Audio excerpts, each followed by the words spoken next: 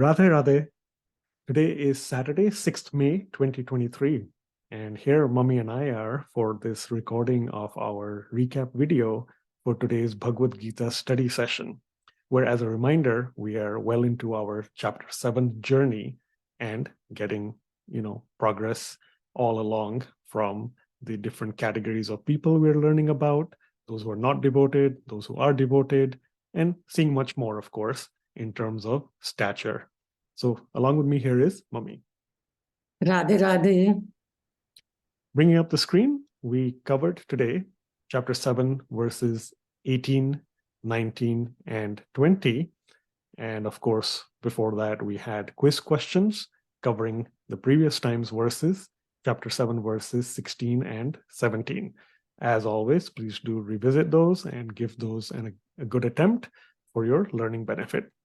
Now we shall start off by listening to a rendition of chapter 7 verse 18. Udara sarva evaite jnani tvatmaiva me matam astitasya hi yuktatma mamevānuttamam gatim. So chapter 7 verse 18, the catchphrase as a question is, where are you seated? And hopefully many of us knew the answer before even getting to this verse, maybe from last week. Now, of course, hopefully all of us know the answer, and it is we are trying to be seated or situated in knowledge. As Sri Krishna has mentioned, there are those 4 different categories of people we saw in the quiz questions as well, those who are devoted to Sri Krishna. And of them, all those categories are noble, but the ones who are situated in knowledge, and as we learned today as well, they have steadfast minds, their intellect is merged in Sri Krishna, and their single solitary goal alone is the Supreme Lord. All those people, Sri Krishna then considers them to be like his very self, in fact. And again, as we saw before, they are the highest category of people who are devoted to Sri Krishna. Precondition, of course, as we saw and Mummy mentioned, that is to be pious. Here, of course, it's pious and then further being devoted with these 4 new attributes that we have learned. So in the commentary, we saw various examples that Swamiji has provided from Chaitanya Mahaprabhu, Maharajji, Sage Narad, as well as from the Purans, all helping us understand or revisit the comparison between lust and darkness and ignorance as one group versus illumination, devotion, bhakti, and surrender that comes out of years or lifetimes of spiritual sadhana and practices. We saw that the key difference between those 3 categories we saw last time and in the quiz question versus this highest category of people is that their love is selfless. So it's all about selfless love and seva for Sri Krishna, for the beloved, para bhakti, divine love, as we saw. And then what happens as a result, again, something we have seen before, is ironic as it might sound, but yes, Sri Krishna then, God, becomes a slave of his devotees. He becomes enslaved by their love. We saw the term Bhakta Vatsala, this love and worship for his devotees, and that is something that is a reward, if you want to say, a spiritual reward out of all that surrender and bhakti that each of us can perform. As a reminder, please do check in the slides. As always, in the description, you can find information there. Check the slides for a link to a video where a good example is provided of this Bhakta Vatsala concept, God being enslaved by his devotees. And in the video, there's a question as well, so please do try to answer that if you can, and keep adding to one's repertoire of these examples. Next up will be chapter 7, verse 19. Bahunam janmanam ante jnanavan mam prapadyate vasudeva sarvamiti sa mahatma sudurlabha.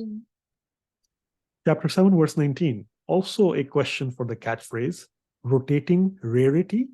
And that is because Sri Krishna says that there is a certain type of people or souls who are very rare. Which ones? It is those who, after doing something, eventually surrender to him. So in fact, before that, it is many, many lifetimes of birth and death, many, many births of spiritual practice, as Sri Krishna says. And in that, there is the element of being situated in knowledge. But knowledge, jnana alone is not enough. It has to convert, as that progression happens, into bhakti, into surrender. So that is why that group, as Sri Krishna says, is very, very rare. Rotating rarity, because as a question, yes, they've rotated for many lifetimes. Will they rotate for more? Hopefully, or perhaps not, because once you have attained God, you have reached his abode, then that rotation in this cycle of birth and death does not occur.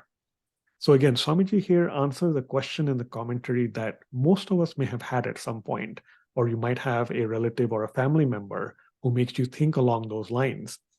And that is the inferior or superior relationship of bhakti versus gyan or knowledge. And as we see right here in Sri Krishna's words, it is bhakti that is superior to gyan. Just having knowledge is not enough. And in fact, a lot of people have a haughty nature about that, or arrogance. We learned the word supercilious, so please do add that to your dictionaries. And so, in fact, it is bhakti that is superior to gyan, because that gets us to a state of ripened knowledge, and then the element of devotion and surrender, which again, requisite to that is selfless love. Having that love and devotion for God, for God's happiness and enjoyment, not for our own pleasures or enjoyment. So in this verse, there's the commentary as well has a long story that many of you have seen before. Again, please do check the slides where you'll get a link to another video that also presents this story or similar version of it. And the important takeaway is that one's knowledge of something as it increases, as you gain more knowledge about the content or the value, our love in accompaniment will or should also increase. And that is the analogy given for this story to be able to help us relate to that knowledge of God and love for God. We have the shloka from the Ramayana. And again, the key takeaway is that Sri Krishna says, it's not just the Gyanis, the Karmis, or the Hatha Yogis, but it is truly those noble souls who are the Gyani Bhakts, those who are situated in knowledge and devoted and surrendered to Sri Krishna, that are rare, but indeed the highest.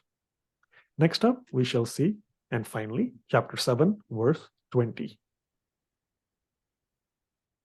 Kamaistaistaihritaඥānaha prapadyante devataha tam niyamam asthaya prakritya niyata svaya.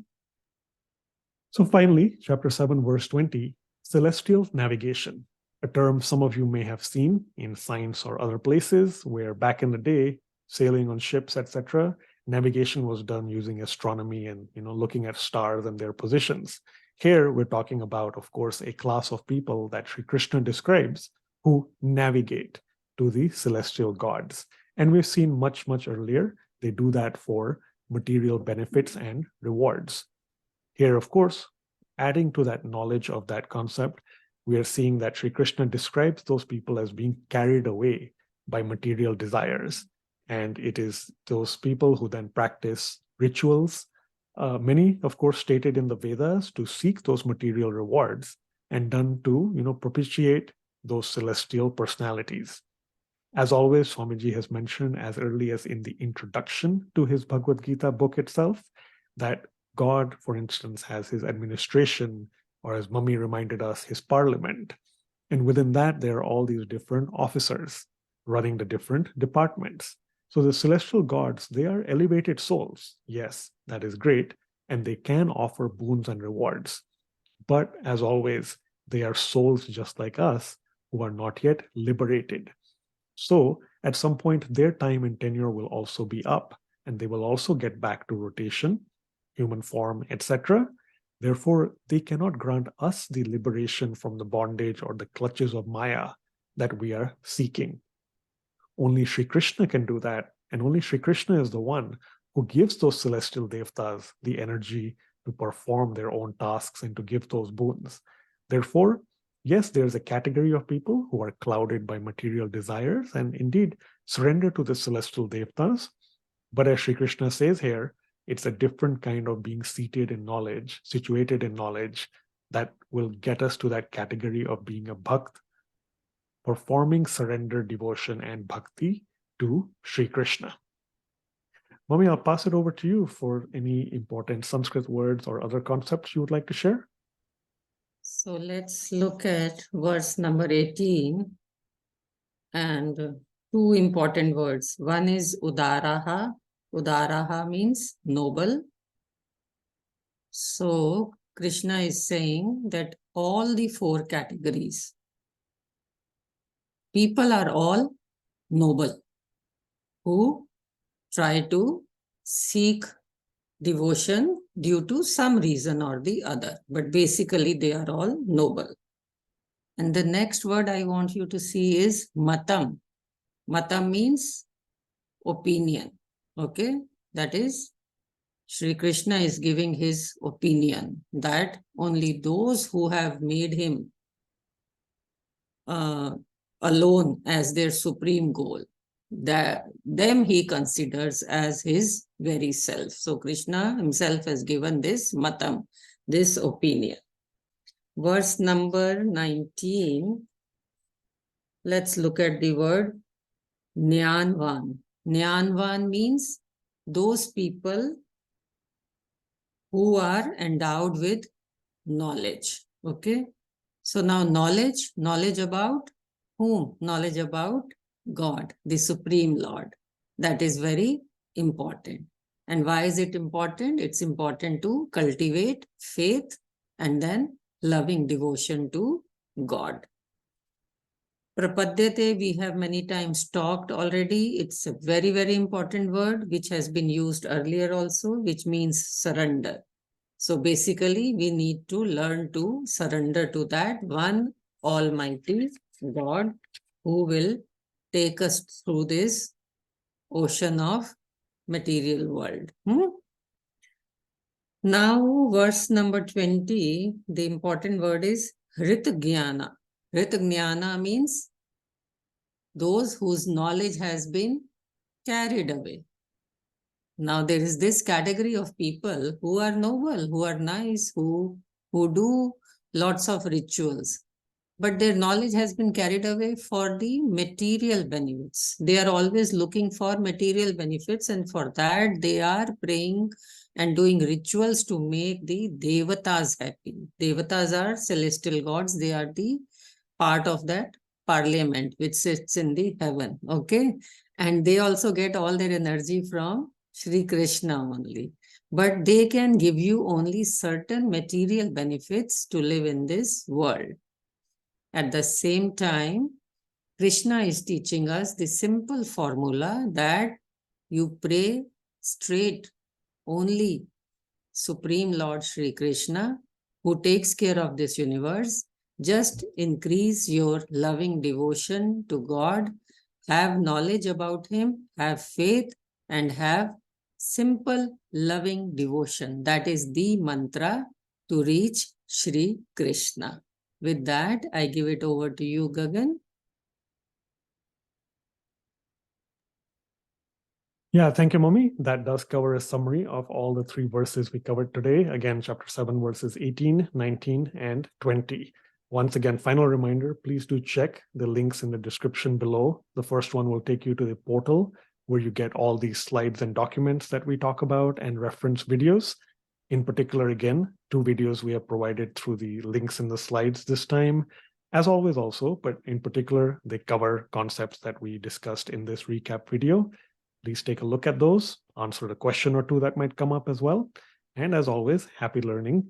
Till then, we'll see you next time. That is Saturday, 13th May, 2023. Thank you. Radhe Radhe.